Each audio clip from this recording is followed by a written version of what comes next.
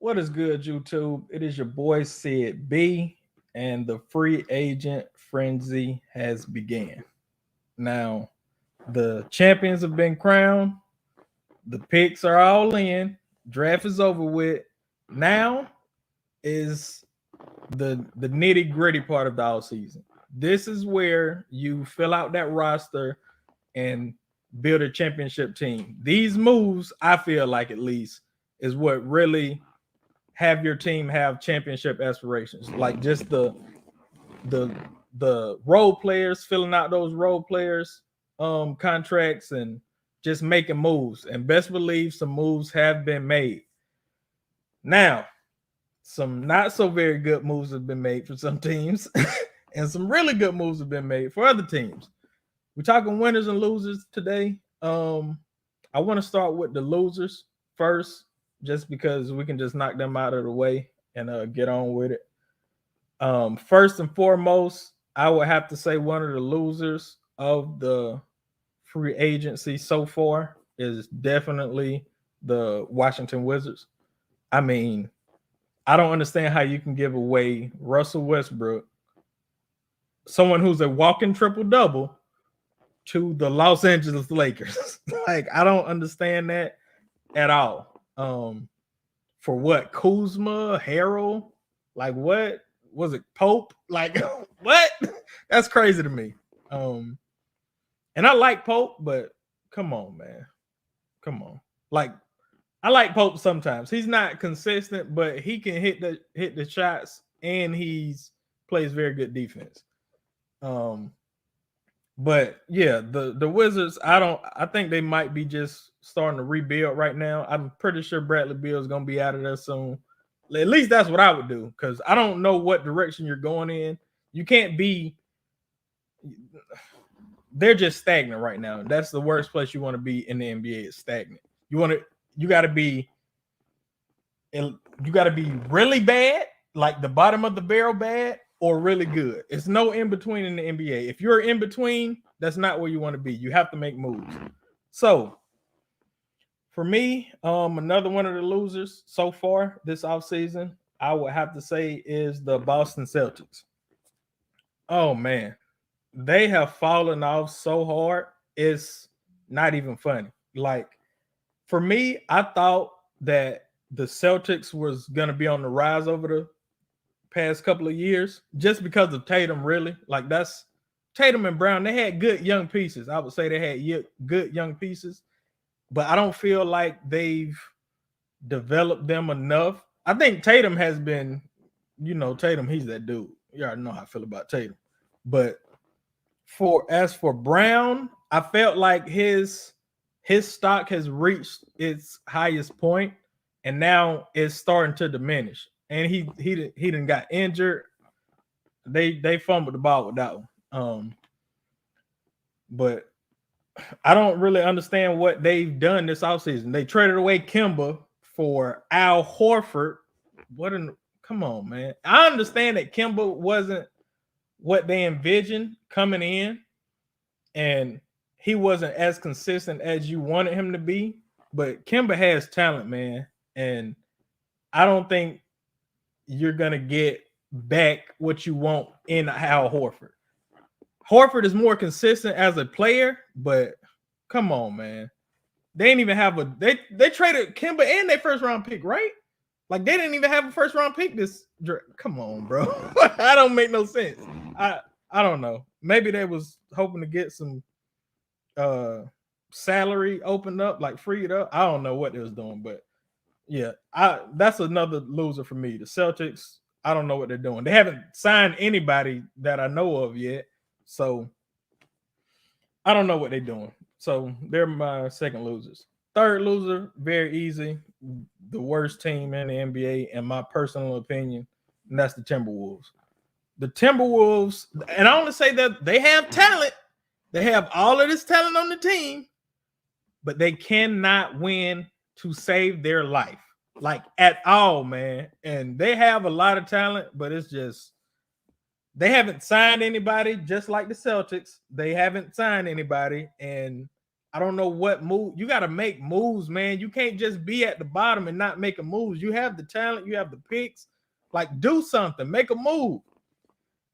But I guess they decide, hey, I like being at the bottom. So it is what it is. But yeah, those are my three like top losers.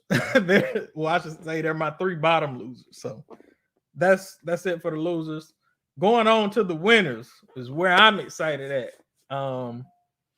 Man, I think an obvious winner is definitely the Los Angeles Lakers. We're just gonna go ahead and get that out of there.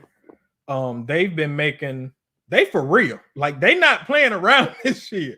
I personally feel like right now you have to put the Lakers as the favorites to win it all. With picking up Westbrook, I mean, just that alone is huge. Man, that's crazy that the Wizards traded him that. Anyways, but just getting him alone that's gonna shoot you up the chart. I think what really put them over the edge for me is the free agent signings. They got Dwight Howard, which is a big boost, defensive wise at least, and he can rebound. He gonna give you that energy. He gonna give you some other things as well, but we don't want to talk about that. But I feel like Dwight Howard was a big pickup for him. Also, they got Malik Monk, which was great. I mean, he's like a better version of Caruso. That's basically what Malik Monk is. He's a better version of Alex Caruso, more consistent. He's not consistent, but he's more consistent than Caruso.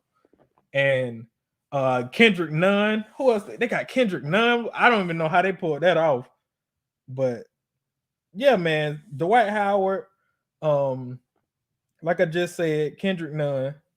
Who else these dudes got, man? Let's see.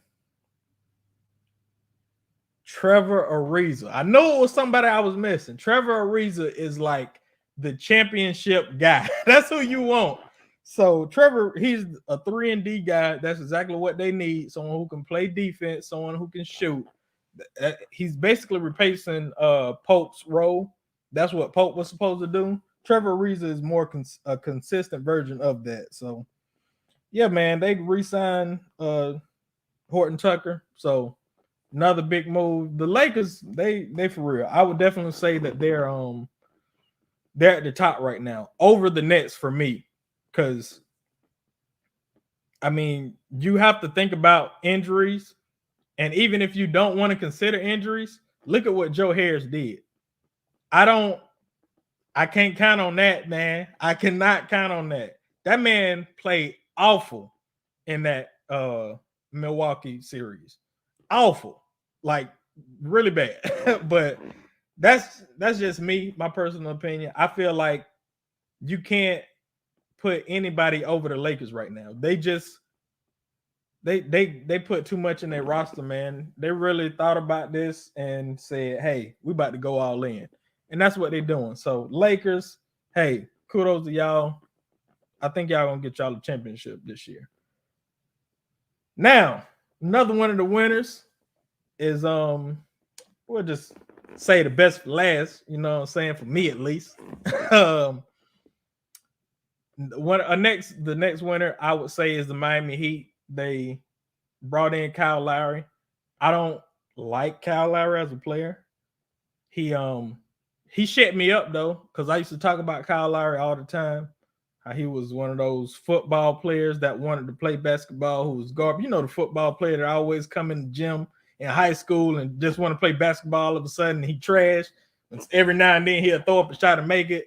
That's why I compared Kyle Lowry to. That's what Kyle Lowry was until that finals and that game 6, I think it was. That boy turned to Mike Lowry. Oh man, he played great in that game, and I was very happy. I wanted to see the Warriors lose so bad, and Kawhi beat it. Man, Kyle Lowry, you got my respect. I still don't think you're a good player. However, you're a better player than Goran Dragic, only because Lowry shoots better than Dragic. He doesn't create as well as Dragic, but he shoots better and he plays better defense. So he definitely gives a lot of effort on plays. You can always find a spot on my team if you're giving effort and hustling. That's what Kyle Lowry does. So you get respect off the jump from that. Who else did the Heat get? Man, should have been more prepared, but hey, it is what it is. Let's see. Miami Heat. Here we go.